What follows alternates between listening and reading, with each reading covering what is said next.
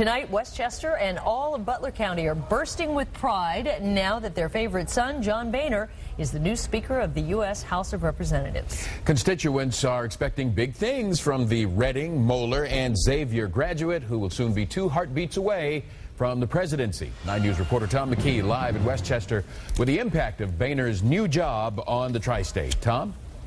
Well, Clyde, here's what the people are here saying tonight. They believe that Boehner's upbringing is going to allow him to work with both sides of the aisle in Washington. They believe that Boehner's business background is going to help him create a positive environment in which businesses, small businesses especially, can thrive. And they believe that his Midwestern values are going to allow him to be able to help the country move forward. When President Bush signed John Boehner's No Child Left Behind bill at Hamilton High School in 2002, the eyes of the nation were on Butler County. Now, Boehner's role of Speaker should spread that reputation even further. Each time John is represented nationally, it's going to have Westchester. And having a Westchester name throughout the country, throughout the world, is pretty awesome.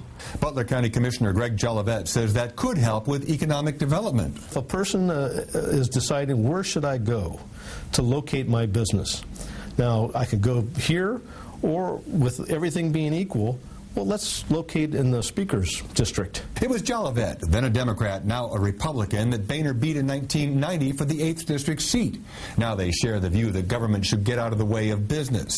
But they differ on earmarks, which Boehner has refused to use and wants to eliminate. But if there is earmarks and there is money being sent out to communities, I always had the position that we need in the 8th District our fair share of that federal money that we gave to Washington to come back. However, Don Ryan, Hamilton businessman and the city's former mayor, says that doesn't mean Boehner isn't looking out for his constituents. He helped Hamilton with our acquiring the license for the new the Meldau hydroelectric plant. So that was good for us. So I think he sees the broader picture. Instead of just looking at the trees, he stands back and sees the whole forest and what's good for everyone.